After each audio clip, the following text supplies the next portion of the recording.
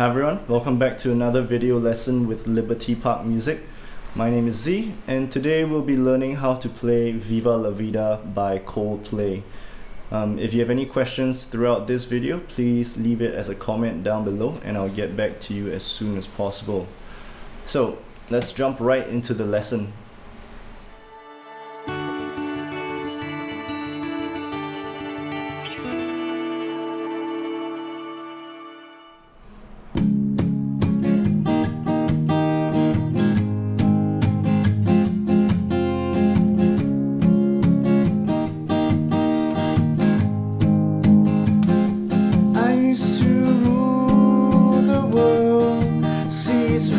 When I gave the word, now in the morning I sleep alone, sweep the streets that I used to own.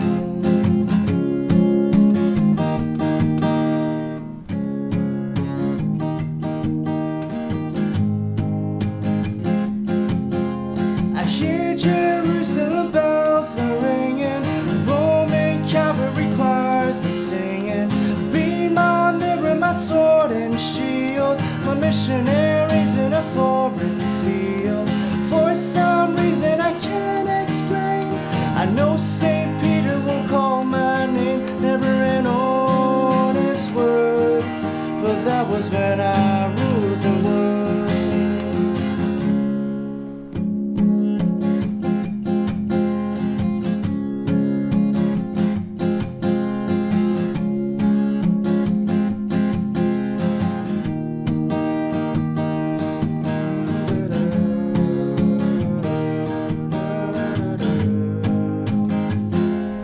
So the song structure follows your typical English pop song.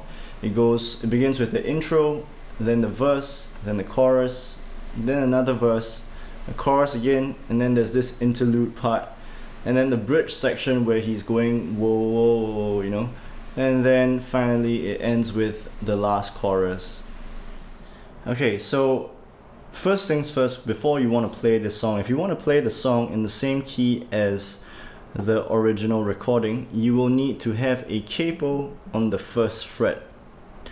Now, this entire song uses only 4 chords: your C major, your D major, G major, and E minor.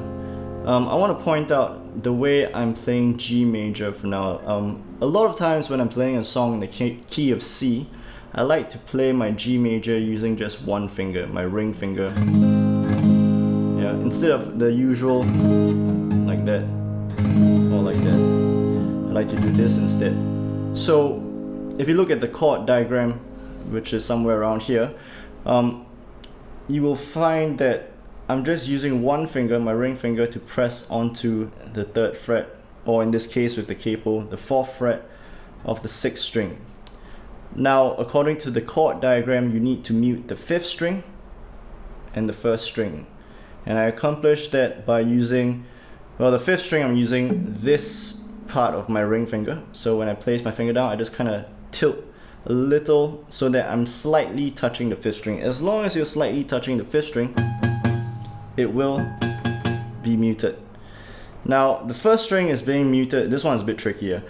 The 1st string is being muted by this part of my ring finger. So one finger is muting 2 different strings, and it's also pressing down on the 6th string.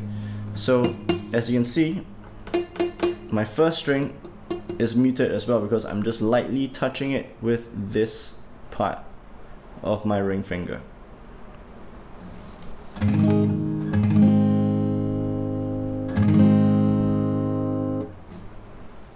Alright, so now let's look at our strumming technique. If you haven't noticed yet, for the verses, I'm actually doing a palm mute. If you don't know how to do a palm mute yet, it's quite simple. You're just going to use this part of your right palm, and you're going to contact the strings right at the saddle. You don't want to have your palm too high up, because if it's too high up, this is what it's going to sound like. But once you bring it closer to the saddle, which is around here, then you get a proper palm mute. if you watch how I play that palm mute as well, I'm kind of bouncing up and down. So you want to work your way up to this where I'm bouncing like that. Start by just placing your palm down and moving your wrist, and then you can start to work your way up to bouncing up and down the strings. When you're bouncing up and down the strings like that, it kind of gives it a bit more bite to the technique. Now the next thing is the strumming pattern. The strumming pattern more or less stays consistent throughout the entire song, just like how there are more or less only 4 chords the entire song. So it's very simple. It just, on the first bar, it goes down, down, down, down, up. But when you do that up on the 4 and count, you want to change chords. So that D major that's supposed to come on the second bar, it comes on the 4 and of the first chord. So what I mean by that is 1, 2, 3, 4 and. See what I mean? I switched to the D major right on the 4 and during the up strum, I play the D major as well. Next thing is the strumming pattern changes every other bar. So on the first bar, it's down, down, down, down, up. And then the second bar, it goes up, up, up, up, down, up. And then the third bar, it goes back to the same down strum kind of pattern. Down, down, down, down.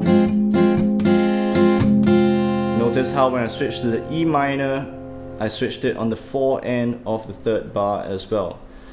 And that's pretty much the strumming pattern for the entire song.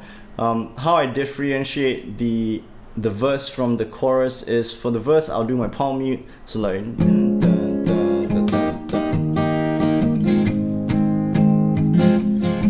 then when I get to the chorus and I want to make it sound a bit bigger, I forget about the palm mute and I just strum.